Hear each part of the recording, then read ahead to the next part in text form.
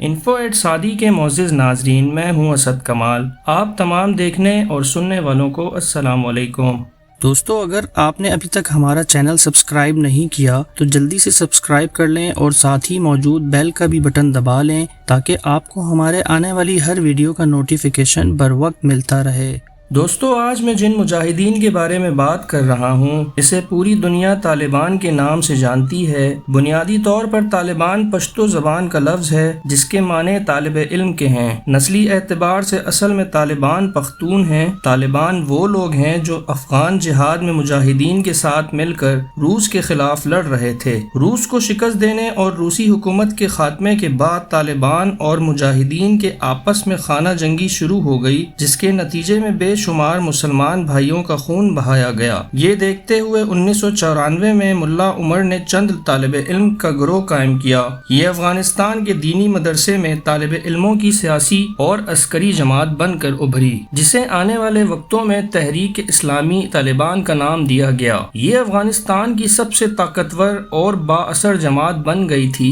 صرف 2 سال کے عرصے میں ان طالب علموں نے اپنے بازور بازو افغان مجاہدین کو شکست دے کر ملا عمر کی سربراہی میں افغانستان کا پورا کنٹرول حاصل کر لیا تھا اور اپنے حکومت قائم کر لی تھی، جس کا نام امارت اسلامی افغانستان رکھا گیا۔ طالبان کی حکومت 1986 سے 2001 تک قائم رہی۔ بنیادی طور پر یہ پاکستان اور افغانستان کے سرحدی علاقوں سے پختون، تاجک اور ازبک لوگ تھے جن کی زبان پشتو تھی۔ یہ لوگ اپنی طاقت کے ذریعے ملک میں اسلامی قانون نافذ کرنے کا سوچ رکھتے تھے۔ اقتدار میں آتے ہی انہوں نے ملک میں تمام غیر قانونی ٹیکسوں کا خاتمہ کیا، پورے ملک میں عدل و انصاف کی مکمل فراہمی دی، ملا محمد عمر کے زیر کنٹرول علاقوں کے اہم شہراہوں کو محفوظ بنا دیا گیا تھا۔ ان کا مرکزی صدر دفتر قندھار میں ہے۔ اس کے علاوہ دوحہ، قطر، کوئٹہ اور پشاور میں بھی ان کے دفاتر موجود ہیں۔ ایک دینی مدرسے سے شروع ہونے والی اس جماعت نے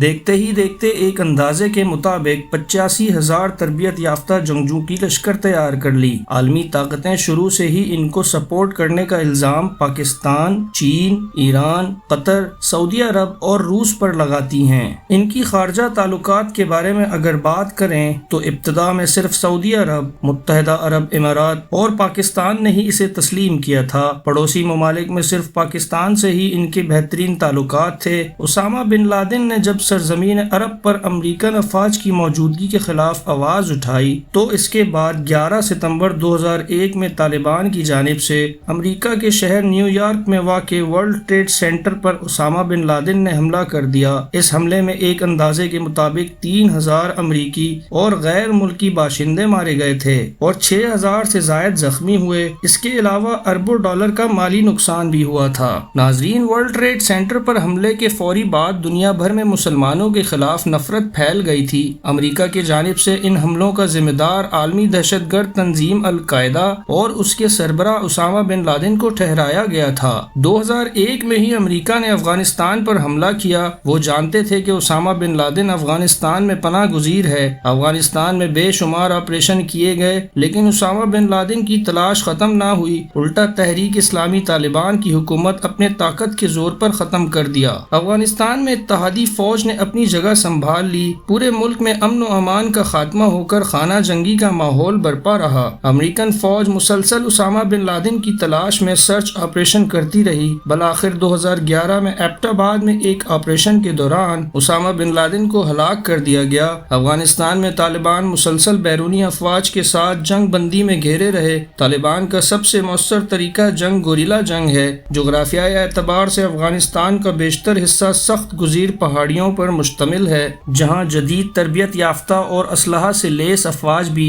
بے یار و مددگار نظر آتے ہیں۔ خودکش حملوں کو ان کا مؤثر ہتھیار سمجھا جاتا ہے۔ طالبان ایسے جنگجو مجاہدین ہیں جن کو شکست دینے میں بڑی بڑی طاقتیں بھی ناکام رہی۔ ان کا اہم نقطہ نظر ملک کو اسلامی اصول کے مطابق چلانے پر ہے۔ البتہ انہوں نے اپنی اقتدار کے شروع دنوں میں زور زبردستی کا مظاہرہ کیا تھا۔ خواتین کو بنیادی طور پر کام کرنے یا پڑھنے سے روک دیا گیا تھا اور اپنے گھروں تک محدود کر دیا گیا تھا۔ اس کے علاوہ سر عام پھانسی اور کوڑے مارنے کی واقعات عام عام تھے۔ ان سب عمل کی وجہ سے افغانستان کی عوام بھی ان کی حکومت سے خوش نہیں تھی، لیکن اب 20 سالوں کی جدوجہد کے بعد طالبان کی دوبارہ حکومت میں آنے کے بعد نظریہ میں تبدیلی آئی ہے۔ تمام لوگوں کو اسلام کے اصول کے مطابق زندگی گزارنے کا حق دیا جائے گا۔ ناظرین، آپ کو ہماری آج کی ویڈیو کیسی لگی کمنٹ باکس میں ضرور بتائیے گا۔ آپ سے ملاقات ہوتی ہے اگلی ویڈیو میں، تب تک اپنا اور اپنے پیاروں کا ڈھیر سارا خیال رکھیے گا۔ اللہ نگہبان۔